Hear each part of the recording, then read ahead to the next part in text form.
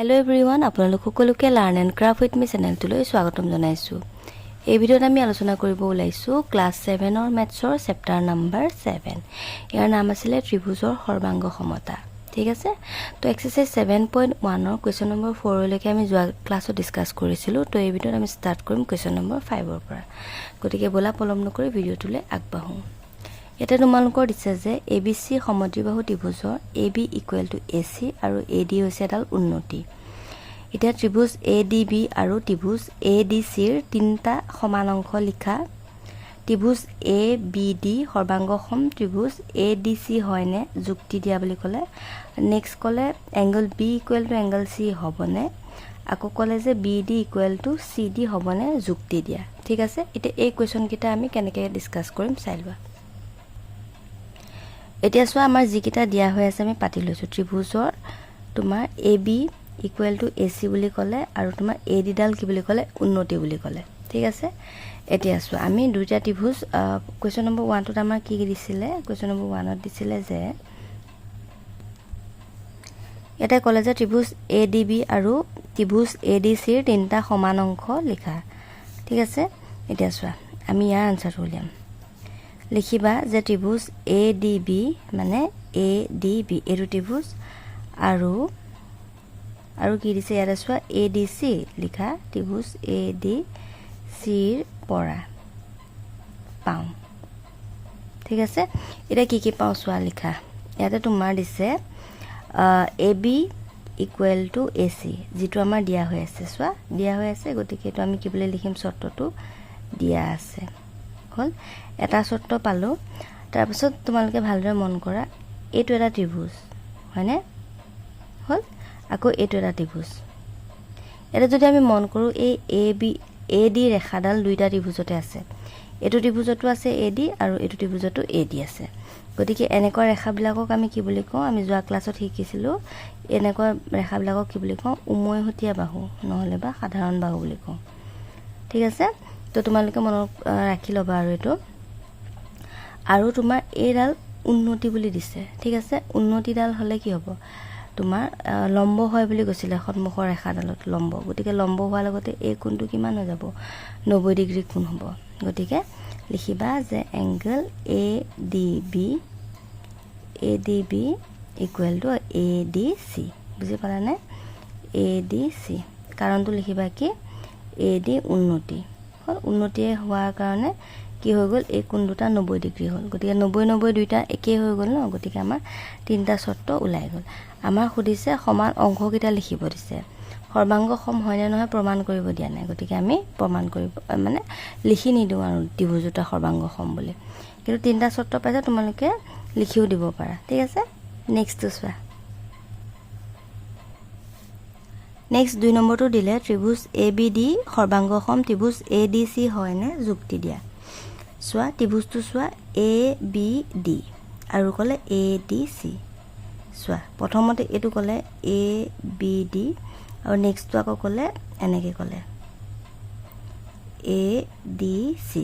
গতিকে এই দুটা অনুৰূপ হোৱা নাই। মানে চোৱা ABD বুলি কৈছে নে, এইটো এনেকৈ ACD বুলি ক'ব লাগিব। কিন্তু ক'লে কি ADC বুলি ক'লে, মানে কি হৈ আছে, অনুৰূপ কোণ একে হৈ থকা নাই ইয়াতে। বুজি পাইছানে।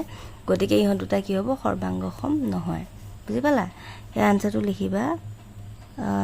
আনচাৰটো লিখিবা ত্ৰিভুজ ABD সৰ্বাংগ সম ত্ৰিভুজ ADC এনেকৈ কাটি দিয়া, সৰ্বাংগ সম নহয় বুলি লিখিবা। এনেকৈও লিখিব পাৰা আৰু বুলি দিবা, আৰু ত্ৰিভুজ এইটো সৰ্বাংগ সম নহয়। বুজি পাইছানে। এতিয়া চোৱা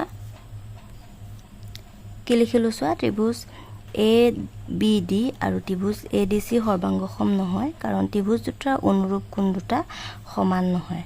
বুজি পালানে। হ'ল নেক্সটটো চোৱা। কুৱেশ্যন নম্বৰ C2ত দিছে angle B equal to angle C হ'বনে।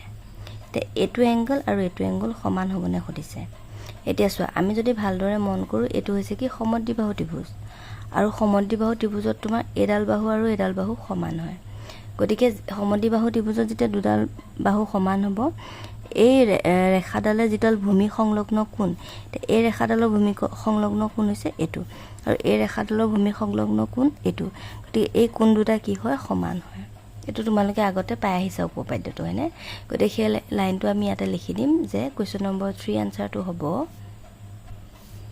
এটা কি লিখিলো যে angle B equal to angle C হয় কাৰণ সমদ্বিবাহু ত্ৰিভুজৰ ভূমি সংলগ্ন কোণবোৰ সমান হল নেক্সট কোৱেশ্চন নম্বৰ 4 ত দিলে যে বিডি সমান সিডি হ'বনে সুধিছে এ ৰেখাডাল আৰু এ ৰেখাডাল মানে বিডি সমান সিডি হ'বনে সুধিছে এতিয়া ইয়াৰ আনসাৰটো লিখা এতিয়া চোৱা আমাৰ কোৱেশ্চন নম্বৰ 4 টোত কি ক'লে যে বিডি আৰু ডিসি সমান হয়নে সুধিছে হল মানে এডাল ৰেখা আৰু এডাল ৰেখা এতিয়া চোৱা তোমালোকে এটা কথা জানা যে যদি তোমাৰ দুটা ত্ৰিভুজত এই ৰেখা দুডাল আছে হয়নে ত্ৰিভুজ এ বি ডি আৰু ত্ৰিভুজ এ ডি সি কিন্তু আমি সৰ্বাংগ সম বুলি ক'লে লিখিব লাগিব এ সি ডি বাৰু যি কি নহওক ইয়াতে তোমাৰ কি ক'লে ত্ৰিভুজ দুটা আমি সৰ্বাংগ সম বুলি যদি প্ৰমাণ কৰো তেতিয়া হলে আমাৰ কি হ'ব সৰ্বাংগ সম ত্ৰিভুজৰ কি হ'ব তেতিয়া এডাল ৰেখা আৰু এডাল ৰেখা সমান হৈ যাব বুজি পালানে গতিকে এটোৰ আনসাৰটো লিখিবা কোৱেশ্চন 4 টো মানে কোৱেশ্চন নম্বৰ 1 টোৱে হ'ব আৰু আনসাৰ একে যেহেতু ইয়াত কোৱেশ্চন নম্বৰ 4 বুলি দি দিছো ত্ৰিভুজ দুটা এই তিনটা শৰ্ত লিখি পেলে কি বুলি লিখিবা এটাকে ত্ৰিভুজ এ বি ডি সোয়া এ বি ডি সোয়া এ ডি বি কৈছে দিছা এ ডি বি দিছা সৰ্বাংগ সম এ ডি সি বুজি পালা কিন্তু আগৰ নিচিনা কোৱেশ্চন নম্বৰ এটা তোমালোকৰ দিছিল যে 2 নম্বৰটো নিচিনা হোৱা হয় নহলে মানে এ বি ডি সৰ্বাংগ সম এ ডি সি বুলি আমি লিখিব নোৱাৰো এ বি ডি বুলি যদি লিখো আমি লিখিব লাগিব এ সি ডি বুজি পাইছানে মই কি কৈছো ইয়াতে এ ডি বি লিখিলো ন গতিকে এ ডি সি বুলি লিখিব লাগিব ত্ৰিভুজ এ ডি সি এটো 4 নম্বৰ আনসাৰটো মই লিখি আছো দে যেহেতু এটো সৰ্বাংগ সম হৈ গল গতিকে এটাকে এই লাইনটো লিখি দিবা যে B D equal to D C বুজি পাইছানে সোয়া তিনটা শৰ্ত ধুনিয়াকে লিখিবা মই ইয়াতে লিখি দিছো সোয়া শৰ্ত 1 নম্বৰ যে এটো আনসাৰ আৰু যে A B equal to A C আকৌ এ ডি হৈ গল সাধাৰণ বাহু হল বুজি পাইছানে বাহু হল আৰু তোমাৰ এংগল এ ডি বি সমান এংগল এ ডি সি কাৰণটো কি এ ডি উন্নতি হল হেতু লিখিবা এটাকে ত্ৰিভুজ দুটা সৰ্বাংগ সম ত্ৰিভুজ দুটা লিখিবা এ ডি বি বা বেলেগকে লিখিলেও হ'ব খালি অনুৰূপ কোনবিলাক মিলাই লবা আৰু বুজি পাইছানে এ ডি বি লিখিছো সৰ্বাংগ সম ত্ৰিভুজ এ বি ডি লিখা এ ডি সি লিখিব লাগিব এ ডি সি হল নহলে বা তোমালোকে কি বুলি লিখিবা এ বি ডি সৰ্বাংগ সম ত্ৰিভুজ এ সি ডি গতিকে সৰ্বাংগ সম হোৱাৰ লগতে B D equal to C D হৈ গল বুজি পালানে এটো গতিকে প্ৰমাণ হৈ গল বুজি পালা এটো হৈ গল ইয়াৰ আনসাৰ নেক্সট কোৱেশ্চন নম্বৰ 6 টো চাইলো ইয়াতে দিছে ত্ৰিভুজ এ বি সি সোয়া ত্ৰিভুজটো আমি আঁকিলো ত্ৰিভুজ A B C angle A equal to 30 degree মানে angle A equal to 30 degree angle C equal to 110 degree আৰু তোমাৰ হল এটো দি দিলে আৰু PQR এটা দিছে সো PQR হল এতে P angle টো দিলে 30 degree আৰু R কোণটো দিলে 110 degree হল এটা ত্ৰিভুজ দুটা সৰ্বাংগ সম হয় নে নহয় আমাক শৰ্ত মানে প্ৰমাণ কৰিব দিছে আৰু শর্ত কি দিছে কোণ বাহু কোণ মানে দুটা কোণ হ'ব লাগিব আৰু এডাল বাহু হ'ব লাগিব হল এতিয়া চোৱা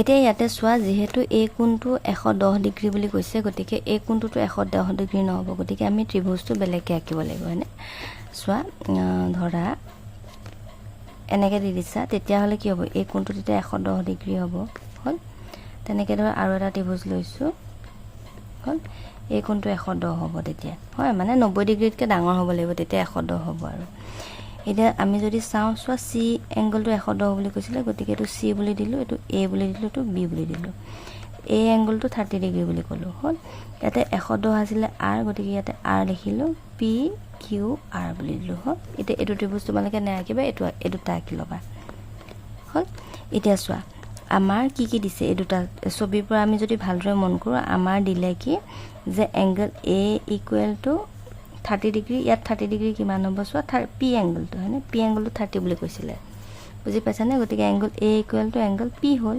আৰু এংগল সি টো তোমাৰ ইকুৱেল টু হ'ল গল এংগল আৰ যেটা আমাৰ দিয়া হৈ আছে বুজি পাইছানে ইয়াত আমি গিভেন বুলি লিখো হল দুটা শর্ত আমাৰ দিয়া হৈছে angle P equal to angle A আৰু angle C equal to angle R ইয়াতটো আৰু বেলেগ একো তোমাৰ দিয়া নাই আৰু ত্ৰিভুজ দুটাৰ পৰা আমি বেলেগ একো মিলাব পৰা নাই কাৰণ ইয়াতে A B C আছে আৰু P Q R আছে মিলা নাইকিয়া বেলেগ আছে হয়নে যদি A B C লগত P Q টো লগ খাই থাকিলে তেতিয়া আমি একেলগে আঁকিলো হয় ত্ৰিভুজটো তেতিয়া হলে আমি আৰু এডাল কি হয় ৰেখা উলিয়াব পাৰিলো তেতিয়া আমাৰ কি হৈ গ'ল কোন বাহু কোন সৰ্বাংগ সমতা শৰ্তটো মানে প্ৰযোজ্য হল হয় কিন্তু ইয়াতটো তোমাৰ নাই দুটা আমিহে পাইছো দুটা শৰ্তহে পাইছো আৰু দুটা শৰ্ত কৰি পেলাই মিলাই পেলাই আমি কি কৰো ত্ৰিভুজ দুটা সৰ্বাংগ সম বুলি ক'ব নোৱাৰো বুজি পাইছানে গতিকে লিখিবা এটাকে ত্ৰিভুজ কি দিছে চোৱা A B C সৰ্বাংগ সম নহয় ত্ৰিভুজ P Q R বুজি পালানে এনেকে লিখি দিবা হল আৰু ই এটা ব্ৰেকেটত লিখিবা কোন বাহু কোন বুলি কৈছিলে ন গতিকে এটা লিখিবা যে কোন বাহু কোন কুবাকু হয়নে কুবাকু শর্ত প্ৰযোজ্য নহয় গতিকে ত্ৰিভুজ দুটা সৰ্বাংগ সম নহয় বুজি পালানে এটো হৈ গ'ল ইয়াৰ আনসাৰ ঠিক আছে তো আজিলৈ আহিছো ভিডিওটো চোৱাৰ বাবে বহুত বহুত ধন্যবাদ নেক্সট ক্লাছত আমি কোৱেশ্চন নম্বৰ 7 ৰ পৰা ডিসকাস কৰিম and thank you for watching and study well